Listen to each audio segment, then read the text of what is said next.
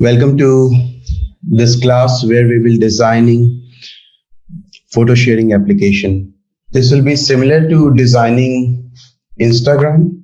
And here is the link to this presentation, tiny.cc/photo sharing app. So you can use this link later on for reference. And these are the prerequisites for this class. You should have seen and grokked new scalable system foundation classes by Omkar. And then next two are the classes by me on how to do quick and approximate calculations and how to choose database in system design interview. Okay, let me put the, okay, I pasted the link to presentation in chat box. And if any of the links in prerequisites are not accessible to you, then please email operations, IK operations for this, and they will add these videos and presentations to your library. Okay, let's set up some ground rules. Please put questions in question box only. Before posting a new question, please check if your question is redundant, and if it is redundant, then please upvote similar question. I won't be checking comment box and raised hands during the class. I will be stopping at strategic moments to take a break and check understanding with everyone. At that time, I will be looking into the questions one by one, sorted by the upvotes they are getting. We will have time for Q&A at the end. Please mute yourself. Yeah, and then friendly advice that please make use of IK mocks. They are your best friends. Being from IK classes myself earlier, it was a game changer for me. So please do make use of them. And the last one, that I do not claim to be either a know-it-all guy or an always correct guy. So I'm open to feedback and corrections. Let's discuss if you find anything wrong or if you don't agree with anything. Okay, so let's start. First of all, with a very interesting piece. And for engineers working on social media, celebrities can be like natural disasters. So this is an actual news article. And in 2015, Instagram revealed that Justin Bieber's Insta messages brought their system to knees many times. And it was so frequent that the co-founder of Instagram remembered Justin Bieber's database ID, so he could recognize these bugs on site. This tells you that in practical world, how edge cases are very, very important. Okay, so let's start. Okay, so let's look at the requirements for the system. So we are saying that what is in scope? In scope is that a user is able to upload photos and user is able to view and download photos. So basically it is managing content. Then another requirement is that we are able to generate news feed for the users. So in news feeds, they will see news like your friend has posted some photo or your friend's photo is being liked by other people, or you can see some similar kind of user's photo as well. So this is discovering new content. And then users can follow each other. So these are the in-scope requirements. Not in scope. So first one is searching photos by title or tags.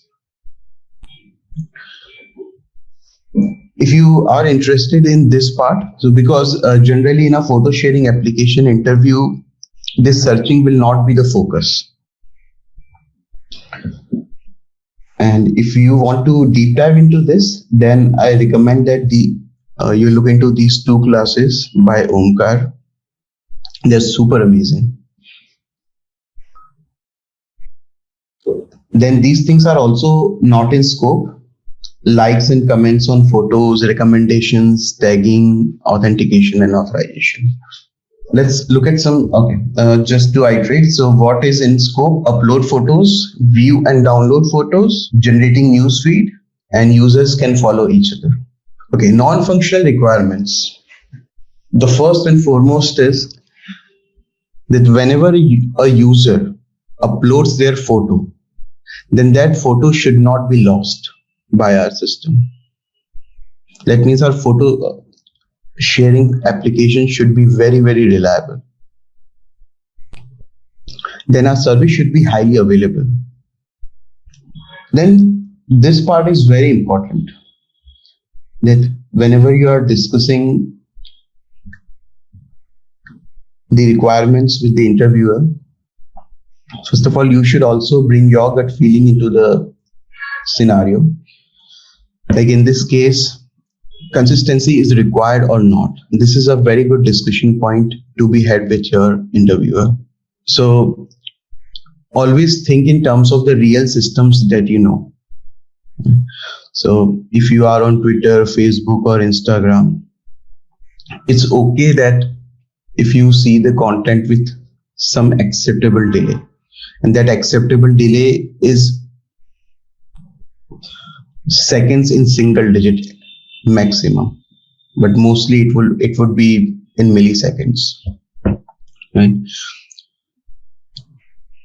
So you can discuss with interviewer also first going ahead with this, that hey, I think I feel that the system is going to be eventually consistent, and tight consistency is not a requirement. What do you think? Right. Once you have fixed that requirement, then move forward. Right. So now from above non-functional requirements, we can see that our system is going to be an AP system, available and partition tolerant. And it need not be a consistent system. Then for the user facing parts of the service, where user is trying to view photos, our system should have low latency and it should not be more than 100 to 300 milliseconds. And where does this number come from? So this number comes from researches which have shown that generally when the delay is more than 200 to 300 milliseconds, the end user can actually spot that the system is a bit slow. And when this number begins growing more than 500 milliseconds and more than 1 second, the users start abandoning the system. So if you try to plot the graph, right, that let's say this is the latency and this is the number of users dropping. So till 300 milliseconds, it would be something like this. Then about 500 milliseconds, it will start increasing and around 1 second, it would be a knee-jerk graph. So that's why 100 to 300 milliseconds is a very practical number. Of course, the lower you can get, that is more better. Okay, so let's look at some capacity requirements. This is to ensure that at the very beginning of the problem, we have set some baseline with the interviewer. Now, if you have gone through the prerequisites, then this slide is going to be very easy for you. You know all these numbers. That for a system like this, generally 500 million daily active users or 1 billion daily active users is a fair bet.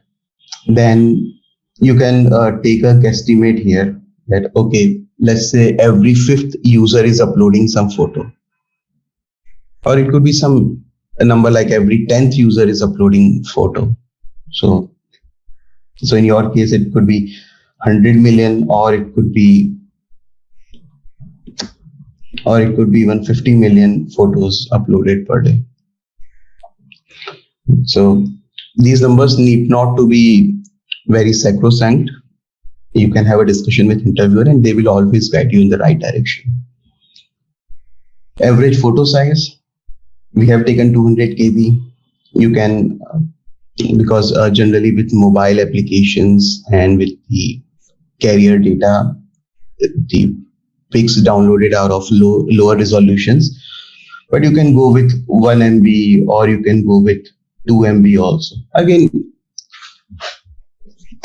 this is the discussion should be about being in the right ballpark of the correct estimates. We need not be exact. Then we calculate the space required for photo storage. Right? So we know that each photo is of 200 KB size and there are 100 million photos uploaded in a day. So that comes out to be 20 terabyte per day. Right? And if we have to calculate for 6 years, then that comes out to be 40 terabyte. And so these numbers give us a sense that yes, we are dealing with a large scale system. Okay, so very quickly what we have so we are discussing Instagram kind of photo sharing application where celebrities are the biggest bottlenecks. We have discussed that the requirement gathering stage, upload photo, view photo, generating news feed, and users can follow each other. These are the basic requirements of the system. In non-functional requirements, we saw that system should be reliable so that we do not lose photos. Our system should be highly available. So that means our system is AP, available and partition tolerant, and we should ensure low latencies. And then we saw some capacity estimations which tell us that the system is going to be a large scale system. Want to become a software engineer at Google? You can, like thousands of our students. You just need to learn from those who've already cleared FANG interviews. At Interview Kickstart, our interview prep courses are developed and taught live by 150 plus instructors from Tier 1 companies like Google and Facebook. Our courses are tailored to help you crack software engineering domain interviews, including back-end, full stack, machine learning, embedded systems, data science, and more. To learn more, book your 3 webinar slot today